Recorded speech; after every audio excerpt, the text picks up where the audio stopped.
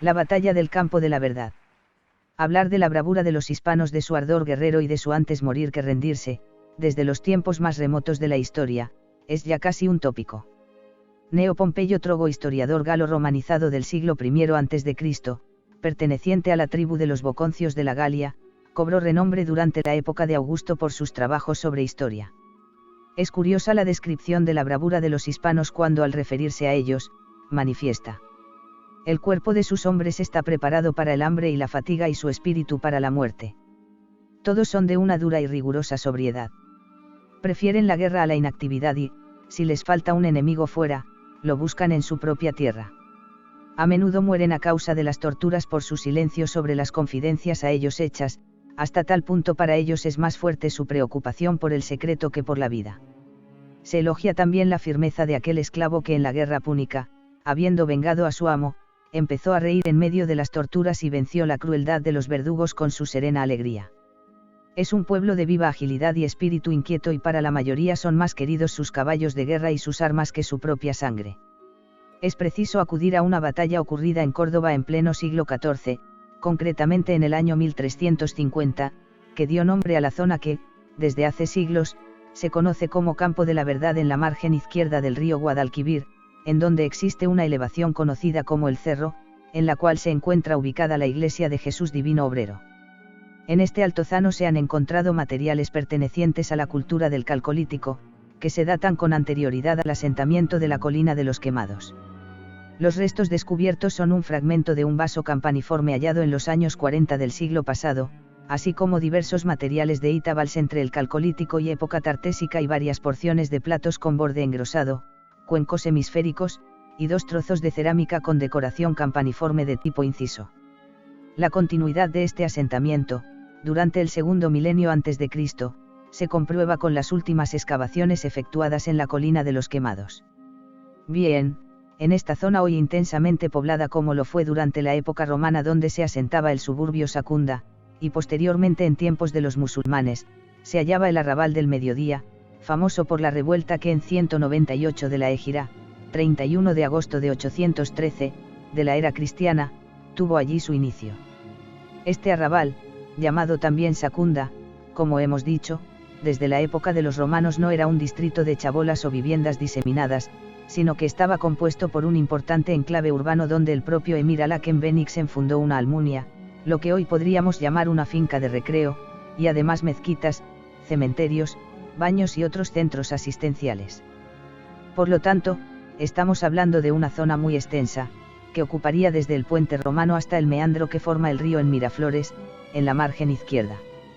Este emir descuidaba el gobierno de la ciudad y solo le satisfacen los juegos, la caza, los placeres de todo tipo y la bebida, por ello se hizo odioso a los habitantes de la ciudad, además de por sus múltiples ejecuciones caprichosas y arbitrarias.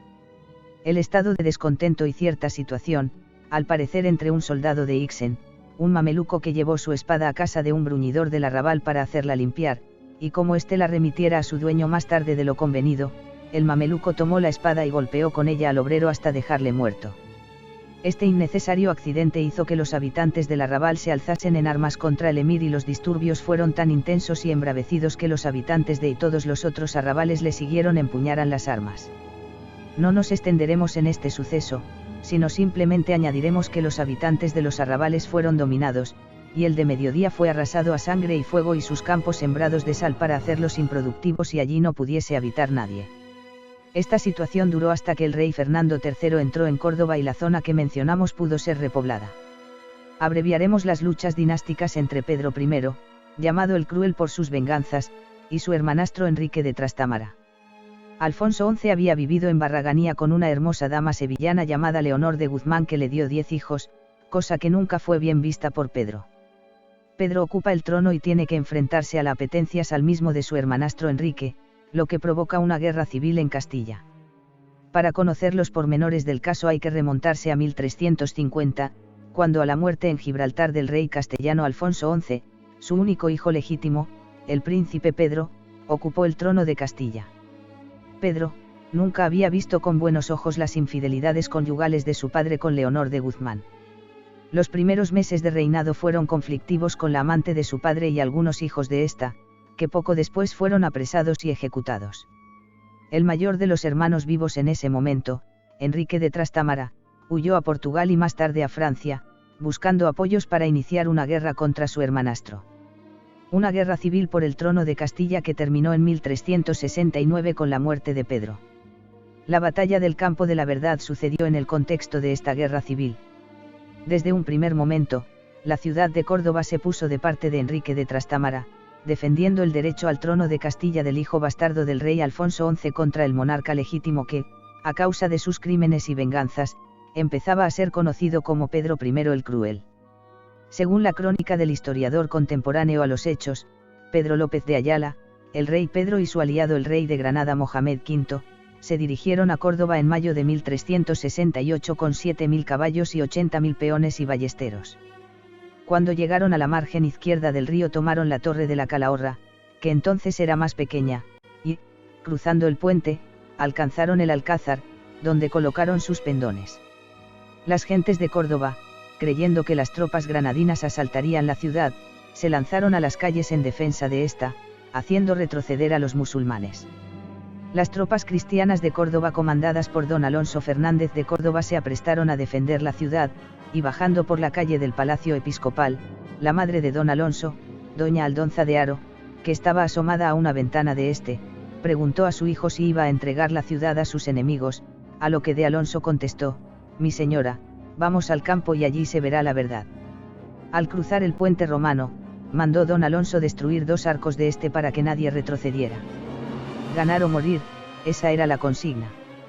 En esta batalla jugaron un papel especial los piconeros cordobeses, ya que, por la noche, al abrigo de la oscuridad y la niebla, se adentraron en el campo enemigo para cortarles con sus hocinos, los yérets a los caballos, con lo que los dejaron fuera de la batalla.